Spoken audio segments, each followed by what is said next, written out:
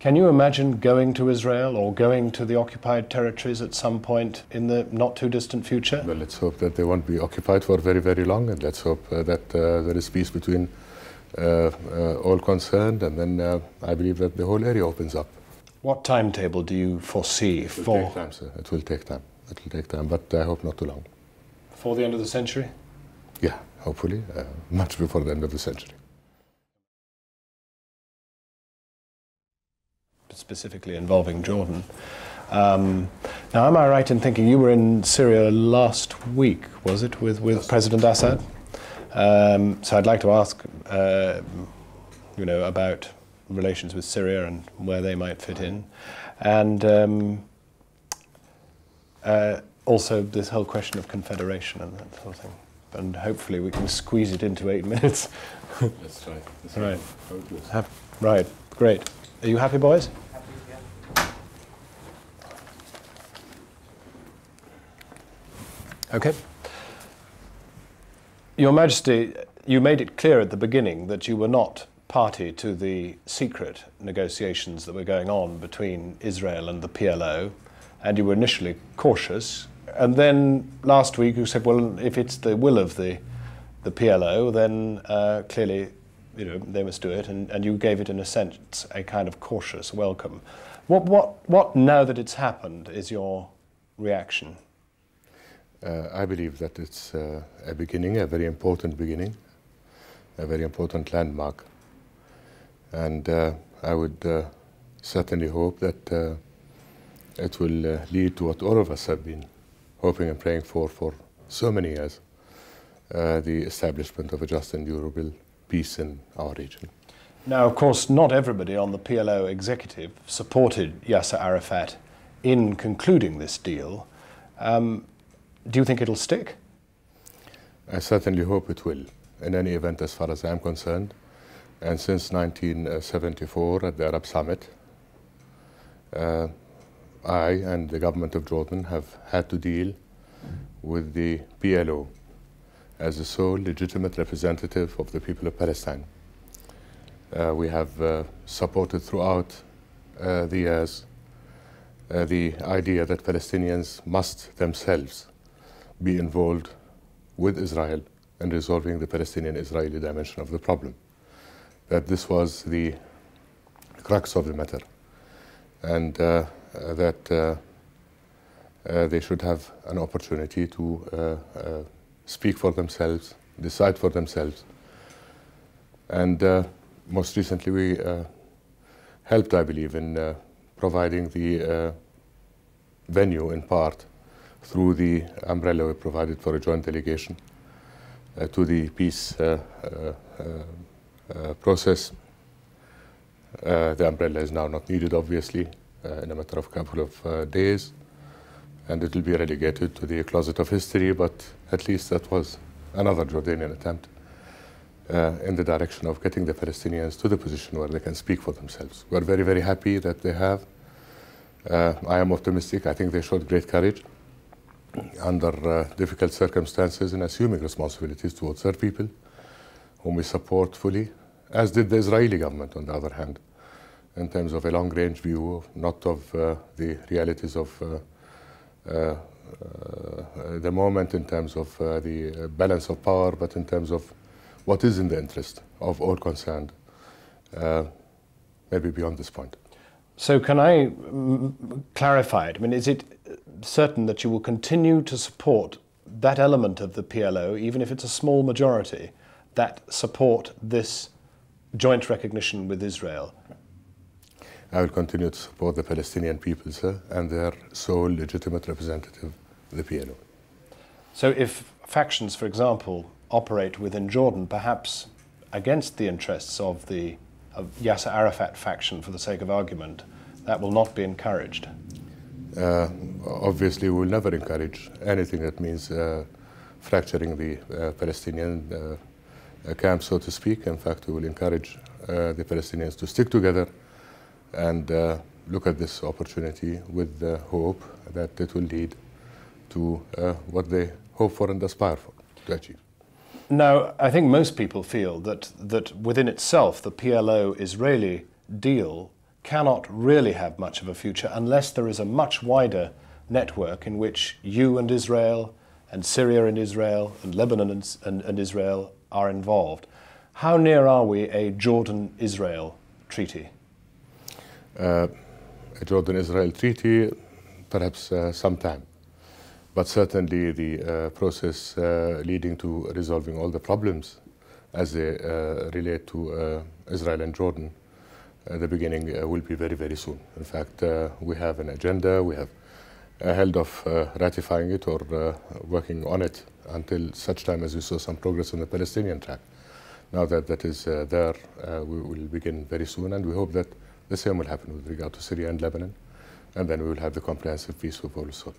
Could we see then on Monday, for example, Jordan concluding with Israel at least an expression of intent? Will there be anything like that on Monday in Washington? Agreement on the agenda, yes, if not Monday, then Tuesday at the most.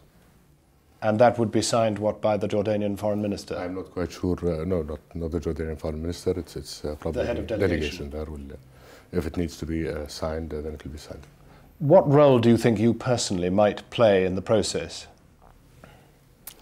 I think that I've played a role throughout my life in trying to arrive at a very dear goal, which is peace. Peace with dignity, peace with the rights of all preserved. Peace that gives people an opportunity to live the kind of life that they've never had. And I've always referred to it as something that would be the crowning achievement of all my years, if that were ever achieved. I have done my best to move us there, and as have many others. But in the final analysis, this breakthrough has come through the Palestinians and the Israelis, and we're very happy for that. Can you imagine going to Israel or going to the occupied territories at some point in the not too distant future? Well, let's hope that they won't be occupied for very, very long, and let's hope that there is peace between all concerned, and then I believe that the whole area opens up to all sorts of possibilities. A number of people in the Israeli government have seen the middle distance, perhaps even the long distance, as being some kind of confederation between the Palestinians and Jordan. Is that something that you look at? This is something that will have to be determined by people in time. It's something, a federation or a confederation can only happen when two people are free and able to exercise that choice. So it is there. We are closest to the Palestinians than any of our Arab brethren. Throughout our history we have been so, and we will continue to support them to the best of our ability when they are able to, under conditions of freedom, to exercise their choice, if they wish to look at the possibilities of coming together closer in the form of whatever, confederation, federation, then that is something that people on both sides will decide, and will move ahead on. What's your personal preference? Would you prefer to see a Palestinian state separate from Jordan? I would like to see the Palestinians enjoy the right of choice, the right to say their word regarding their future and fate, and this is what is beginning to happen. We'll take it from there, beyond that point. Now, last week you were with President Assad in Syria. Do you feel that the Syrians are moving in the same direction? I believe so, given the opportunity, yes, definitely. They would like to resolve their problems with Israel, and they are as committed to the cause of a comprehensive peace as we are. We would like to see progress. We have seen it on the Palestinian-Israeli dimension. The beginnings of it, it's going to be a long, hard road. But nonetheless, it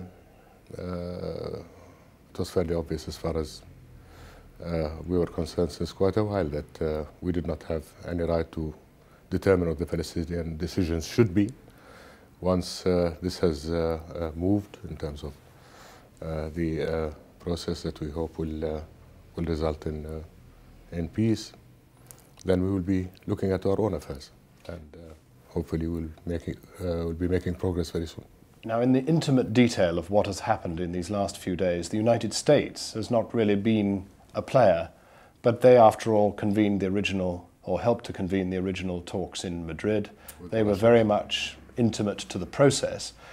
What role do you see the United States now playing? Is there an important role for them in the next stage of diplomacy, or does it have to be done by the parties to the conflict? No, it can't be done by the parties to the conflict alone, sir. The parties to the conflict can do a lot together. But what we need is, again, I mean, we were the first to accept the multilateral approach and the peace process. And what we had in mind is what we have in mind now, that we need to get the world engaged in trying to help bring a qualitative change in the area in the event of peace. We had hoped that we would have been prepared for such a moment, but now is the time when we need the help of everybody to enable us to make the transition. Finally, Your Majesty, this has dominated your entire life as king. Where do you place these days in the history of the conflict of the region? I mean, we're all treating it as a momentous development, but you've seen a number of developments in the past, like Camp David and others, which proved perhaps false dawns. Camp David was different. Camp David dealt with the Palestinian problem without the Palestinians being involved in it. It dealt with Egypt that led the Arab nation to wars time and again, and was the most prominent Arab state. It did not deal with the Palestinians and their rights, as we have seen now, with them being involved directly, nor with our approach at the moment, which is trying to arrive at a comprehensive peace. Egypt is still playing a very active role, obviously, in moving towards that end, or helping achieve it. But I hope that this will be really the anchor, the beginning of the future that we've always sought for such a long period of time. What timetable do you foresee for? It will take time, sir. It will take time. It will take time, but I hope not too long. For the end of the century? Yeah, hopefully, much before the end of the century. Your Majesty, thank you very much indeed for talking to us. Thank you very, very much.